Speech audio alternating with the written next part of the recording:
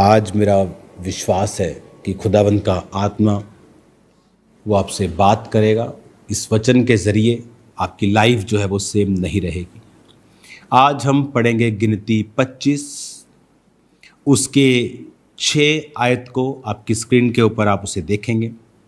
जब इज़राइलियों की सारी मंडली मेल मिलाप वाले तंबू के द्वार पर रो रही थी, तो एक इज़राइली पुरुष मूसा और सब लोगों की आंखों के सामने एक मिधानी स्त्री को अपने साथ अपने भाइयों के पास ले आया। इसे देखकर एलियाजर का पुत्र पिनहास, जो हारून याजक का पोता था, उसने मंडली में से उठकर हाथ में बर्छी ली और इज़राइली पुरुष के डेरे में जाने के बाद वह भी भीतर गया और उस पुरुष और स्त्री दोनों के पेट में बर्छी भेद दी।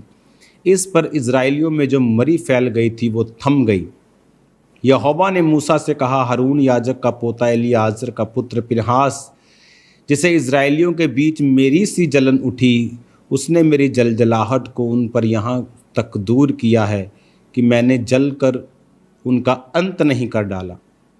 इसलिए तू कह दे कि मैं उससे शांति की वाचा बांधता हूँ। उसके लिए और उसके बाद वंश के लिए सदा की याजक पद की वाचा होगी, क्योंकि उसे अपने परमेश्वर के लिए जलन उठी और उसने इज़राइलियों के लिए प्रायश्चित किया। हालेलुया। जबकि वचन क्लियरली कहता है कि तू हत्या ना करना, और यहां पर परमेश्वर एक हत्या करने वाले को आशीषित कर रहा है। ऐसे कैसे हो सकता है? जिसने व्यभिचार किया, एलियाजर का पुत्र पिनहास गया और उसने दोनों को मार दिया, क्योंकि ये कत्ल नहीं था। व्यभिचार परमेश्वर के वचन के खिलाफ था, और किसी के अंदर इतना हियाव नहीं हो रहा था कि वो लोगों को ओपनली रोके। परमेश्वर ने यहोशू को कहा, वो सामने ए नगर है, मैं तेरे वश में करता हूं, जा और जीत ले उस नगर को। और वो गया और स्ट्रेटजी बनाई, परमेश्वर की आत्मा की सहायता से उस नगर को जीत लिया। प्रभु ने यह नहीं कहा वो बेहोश हो जाएंगे, चला जा, तेरे हाथ में कर दूंगा, राजा आके तेरे सामने समर्पण कर देगा। आज प्रॉब्लम कहाँ है? जहां कलीसिया को चुप रहना चाहिए और लड़ना चाहिए, वहां कलीसिया ठंडी होकर बैठी है प्रेम का हवाला देकर, और जहां कलीसिया को चुप रहना चाहिए वहां कलीसिया बोल रही है वचन का हवाला देकर। कहां बोलना चाहिए और कहां चुप रहना चाहिए? आपकी बेटी व्यभिचार में है, लेकिन आप अपने परिवार में अपने पति से बात नहीं कर रही हैं। आपको लगता है घर में कलेश हो जाएगा। आप फाइट नहीं कर रही हैं, आप लड़ नहीं रही हैं। परमेश्वर ने गुस्सा किया इज़राइलियों के ऊपर कि तुम में से किसी के अंदर जलन नहीं है, सिर्फ इस आदमी में जलन है और इसने उनको सजा दी है। अब मैं इनके साथ वाचा बांधता हूं, याजक पद की वाचा। याजक पद की वाचा परमेश्वर ने बांधी, सदा की बांधी। परमेश्वर ने उसे हायर पोजीशन पे रखा। याजकों के लिए तेल अलग था, उत्तम वाला, दाख मधु उत्तम वाला, गेहूं बेस्ट वाला। किसी वैश्या के साथ वो शादी नहीं कर सकते थे, कुंवारी लड़की के साथ शादी करनी होती थी। उनकी लाइफ अलग थी, एक्स्ट्रा ऑर्डिनरी ब्लेस्ड थी। रीजन, जहां फाइट करने का समय था, स्टैंड लेने का समय था, वहां उन्होंने फाइट की। जहां आपको बोलना है वहां आप नहीं बोलते। आपका बॉस यीशु मसीह को गालियां निकाल रहा है, वहां आपको बोलना है, जीसस के लिए स्टैंड लेना है, आपको मारना नहीं। हमारा युद्ध मांस और लहू से नहीं है, हमारा युद्ध शैतान से है, अंधकार की शक्तियों से है। आपको कोई कर्स कर रहा है, आप चुप हैं, वो कर्स लग जाएगा, शब्दों का बाण लग जाएगा, बाण से बाण टकराना होगा। मैं ब्लेस्ड हूं, मेरा आना मेरा जाना ब्लेस्ड, मैं धन्य हूं। कोई व्यर्थ शाप मुझ पर नहीं पड़ेगा। अपने होंठों को खोलना और फाइट करना। आदमियों को आपको वो नहीं मिलता जो आप डिजर्व करते हो, आपको वो मिलता है जिसके लिए आप फाइट करते हो। कहाँ है फाइट आज कलीसिया में? पतरस को उठा के ले गए, कलीसिया को गलती समझ आई कि हम अनॉइंटेड तो हैं, लेकिन हम फाइट करेंगे प्रार्थना में तो ही जीतेंगे। जब याकूब को मरवा दिया और पतरस को ले गए, उन्होंने पतरस के लिए फिर प्रार्थना करनी शुरू की और परमेश्वर ने अपने दूत को भेजा और पतरस को फ्री किया। कहाँ है आज कलीसिया की फाइट?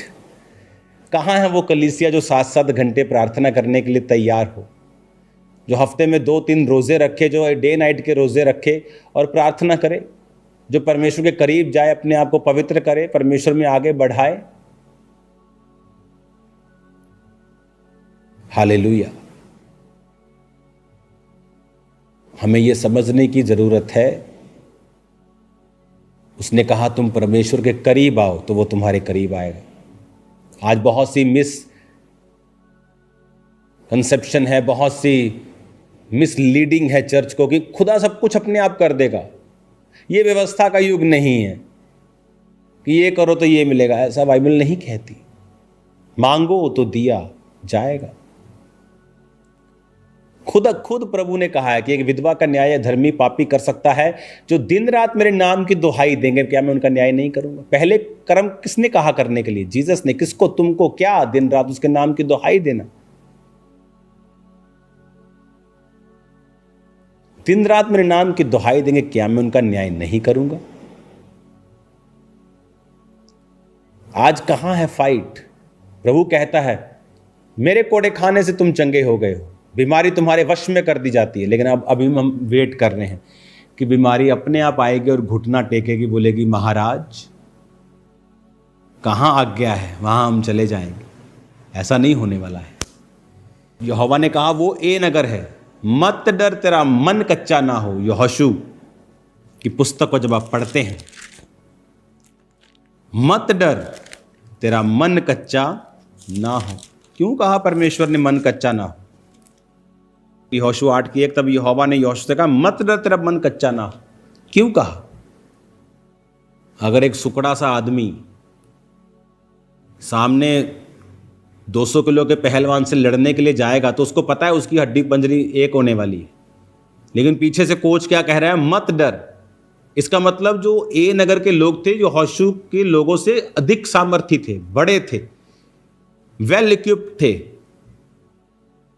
लेटेस्ट हथियारों के साथ थे। ये तो चलते फिरते लोग थे, कोई डिफेंस सिस्टम नहीं था। यहोवा ही इनका डिफेंस था और वही सबसे बड़ा डिफेंस है। हालेलुया। ऊंची आवाज में हालेलुया बोलो जरा। तो परमेश्वर कहता मत डर, लेकिन आप जब कैंसर को देखते आप डर जाते। हम भूल जाते परमेश्वर ने कहा है मैं इस बीमारी को तेरे वश में करता हूं, मेरे कोड़े खाने से तुम चंगे हो चुके हो। अगर यहोवा कहता है कि तुम चंगे हो चुके हो, तो फिर बीमारी क्यों है? क्योंकि अब हमें फाइट करनी है। प्रभु तूने कहा है, अब इस बीमारी को मैं डांटता हूं, ये मेरे जीवन का हिस्सा नहीं है, आपको फाइट करनी। इसलिए परमेश्वर ने कहा तुम्हारा युद्ध किसी हिंदू के साथ, मुस्लिम के साथ, सिख के साथ नहीं, तुम्हारा युद्ध शैतान के साथ। ये आपके विरोधी नहीं है, तो अपना काम कर रहे हैं। बाइबल का सताव आप पे आएगा। बाइबल कहती तू मसीह में धर्मी जीवन बिताना चाहेगा तो सताव आएगा। ये कोई बुरी बात थोड़ी, ये तो अच्छी बात है, तो आपको आगे लेके जाने के लिए, आपको मशहूर करने के लिए। पंजाब में बहुत विरोध हुआ आज से 2-3 साल पहले, इतना विरोध, लोगों को लगता था बड़ा माहौल खराब हो गया। उसके बाद अगर आप पंजाब की स्टडी करें तो सुसमाचार एक एक गांव में जा चुका, एक एक गांव। आप इमेजिन कर सकते हैं, एक एक गांव, एक एक घर को आज जीसस क्राइस्ट के बारे में पता है। पंजाब में, हरियाणा में, हिमाचल में, छत्तीसगढ़ में,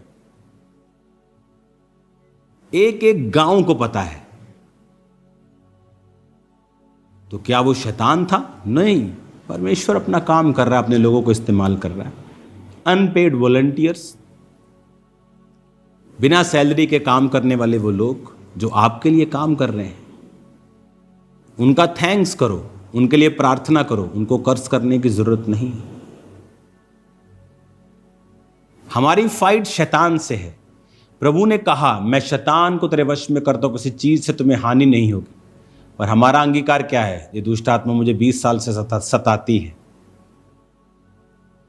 आप बोलोगे वचन तो कहता है कि दुष्ट आत्मा को मुझे सताना है, पर दुष्ट आत्मा मुझे सता रही है क्यों? क्योंकि आप फाइट नहीं कर रहे हो, आप लड़ नहीं रहे हो, आप प्रार्थना में नहीं हो, आप अंगीकार गलत कर रहे हो, आप वचन नहीं पढ़ रहे हो, आप वो नहीं देख रहे हो जो परमेश्वर आपको कह रहा है।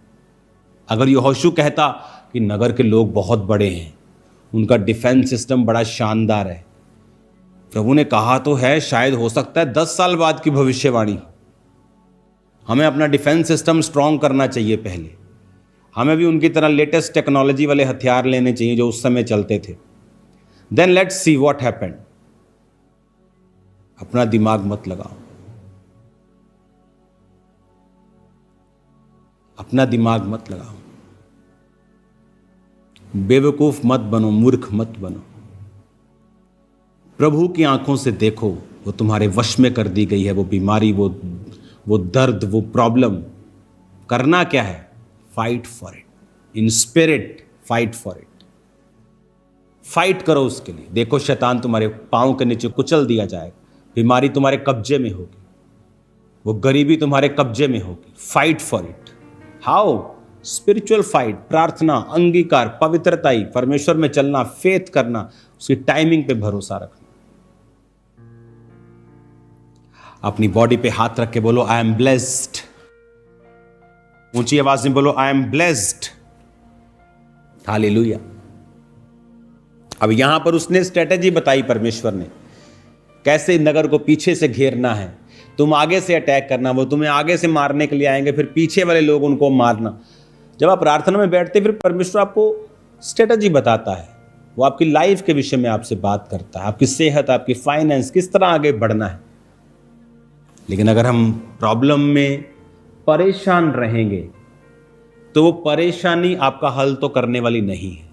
फिर तो सब परेशान हो जाए और हल हो जाए, फिर तो परेशानी अच्छी बात हो जाए, वो कोई हल नहीं करने वाली। आपको बैठना पड़ेगा, अपनी स्पिरिचुअल लाइफ को एनालाइज करना पड़ेगा, कमियों को निकालना पड़ेगा, प्रभु के साथ मेल मिलाप करना पड़ेगा, फाइट करनी होगी। अपनी आंखों को बंद करें, हाथों को उठाएं। लॉर्ड, इनको ऐसा स्पिरिट दे जो फाइट कर सकें और जीत सकें। Let them fight for their families, finances, good health, and let them taste the biggest victory in Jesus name. Biggest victory आपकी लाइफ की आप टेस्ट करने जा रहे हैं यीशु मसीह के नाम में। गवाही के साथ आप वापस आ रहे हैं प्रभु यीशु मसीह के नाम में। आमीन। God bless you all.